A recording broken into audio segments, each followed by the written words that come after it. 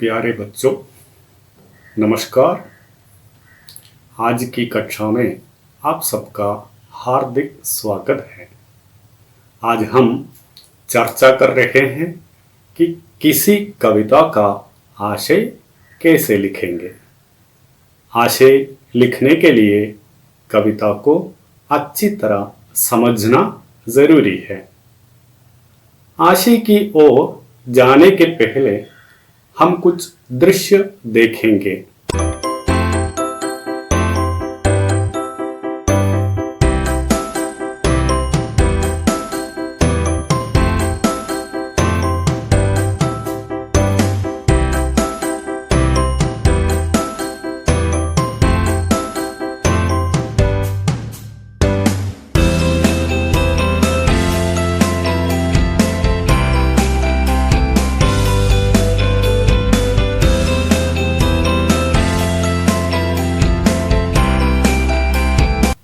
आपने क्या क्या देखे? फटी जमीन, सूखे पौधे, मरे जानवर, पलायन करते लोग। ये सब किसके संबंधित दृश्य हैं? अकाल से संबंधित दृश्य हैं। तो हम देखेंगे अकाल माने क्या है।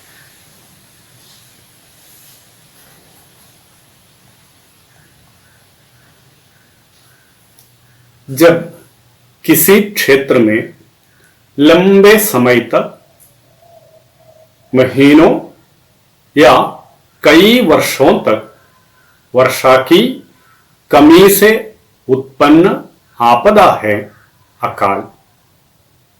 इसके कारण प्रभावित क्षेत्र की कृषि एवं पीने के पानी आदि पर प्रतिकूल प्रभाव पड़ता है।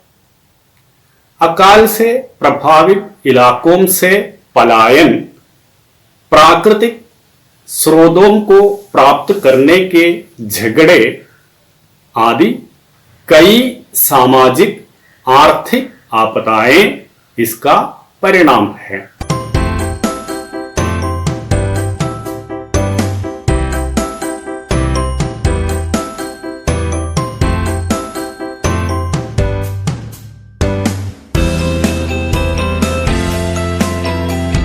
आज हम एक कविता पर थोड़ी सी चर्चा करेंगे। ये कविता नागार्जुन जी की है। कविता का शीर्षक है अकाल और उसके बाद। नागार्जुन जी ने ये कविता कब लिखी थी मालूम है आपको? 1952 में। भारत के इतिहास में कई अकाल हुए हैं। वर्ष 1942, 1943 के समय बंगाल में बड़ा अकाल पड़ा था। लगभग 15 लाख लोगों की मृत्यु इससे हुई थी।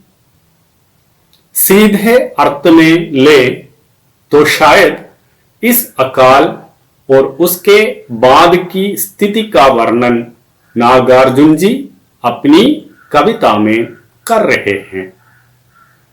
प्रतीकात्मक अर्थ में ले तो इस कविता की पृष्ठभूमि दूसरी हो सकती है।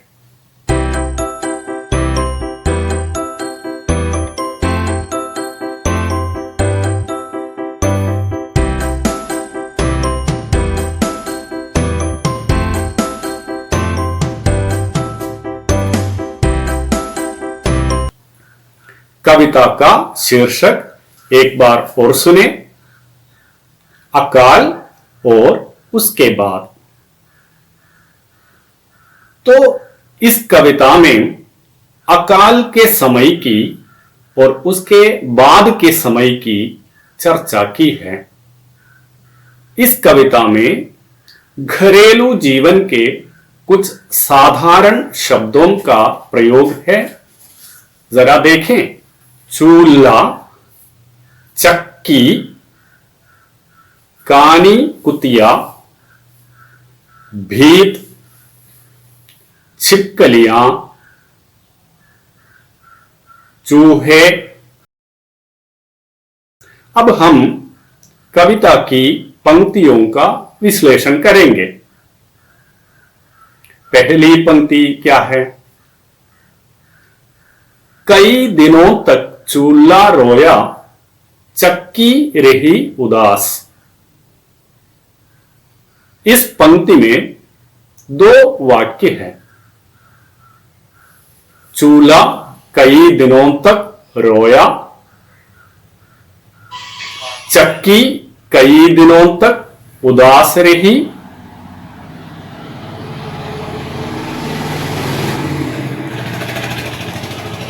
अगली पंक्ति देखिए,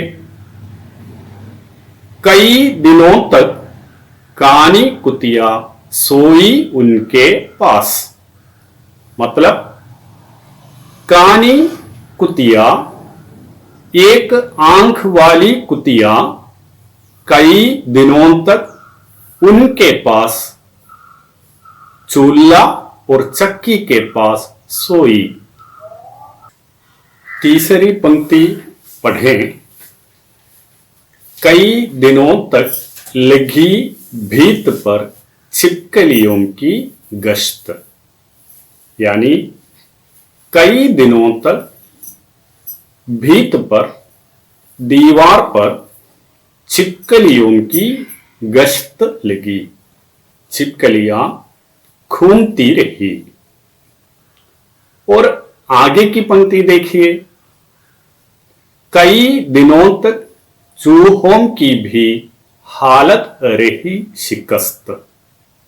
मतलब चूहों की हालत भी कई दिनों तक खराब रही।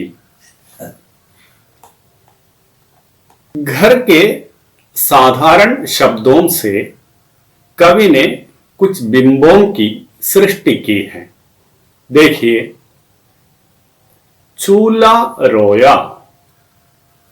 चूल्हे का काम क्या है? खाना पकाना। लेकिन अकाल के कारण घर में कई दिनों से खाने के सामान नहीं थे। इससे चूल्हा बुझा पड़ा था। वो दुखी था। कवि की दृष्टि में चूल्हा रो रहा था। चक्की उदास रही। चक्की का काम क्या है?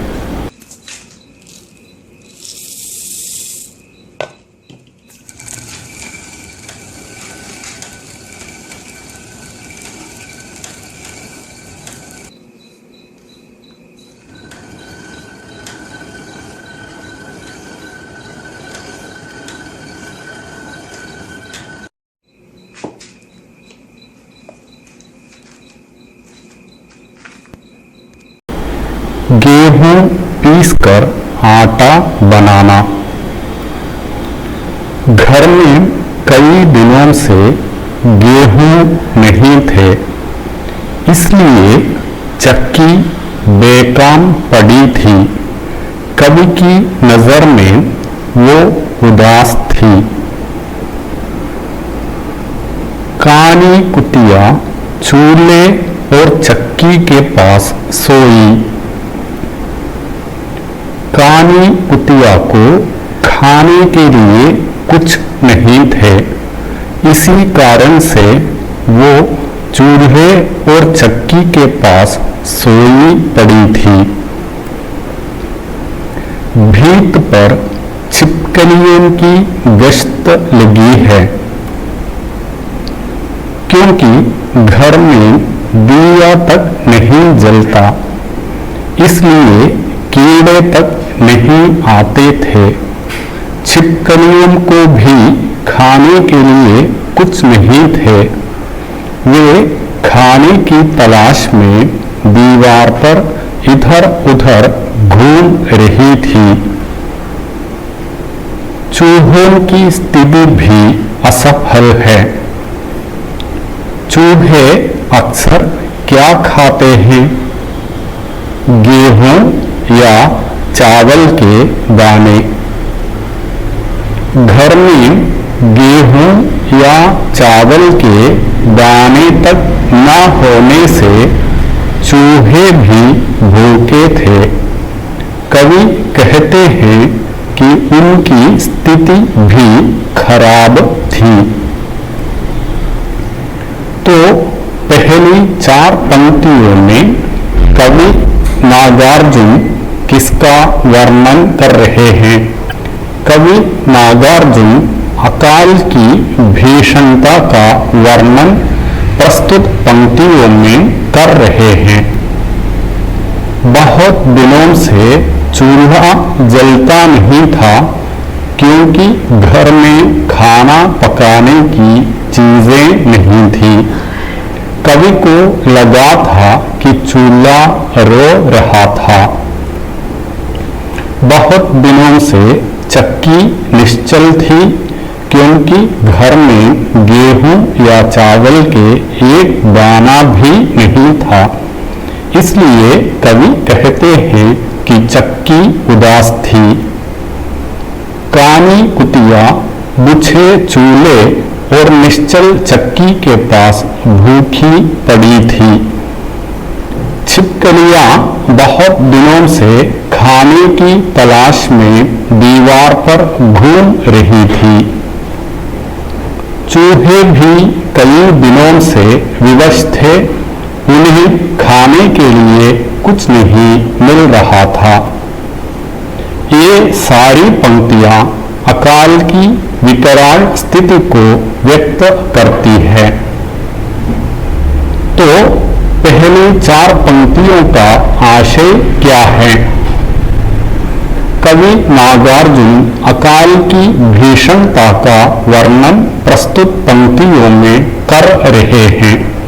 बहुत दिनों से चूल्हा जलता नहीं था क्योंकि घर में खाना पकाने की चीजें नहीं थी। कवि को लगा था कि चूल्हा रो रहा था। बहुत दिनों से चक्की निश्चल थी क्योंकि घर में गेहूं या चावल के एक दाना भी नहीं था। इसलिए कवि कहते हैं कि चक्की उदास थी। कानी कुतिया बुझे चूल्हे और निश्चल चक्की के पास भूखी पड़ी थी। छिपकलियां बहुत दिनों से खाने की तलाश में दीवार पर घूम रही थी। चूहे भी कई दिनों से विवश थे। उन्हें खाने के लिए कुछ नहीं मिल रहा था। ये सारी पंक्तियां अकाल की विकराल स्थिति को व्यक्त करती हैं।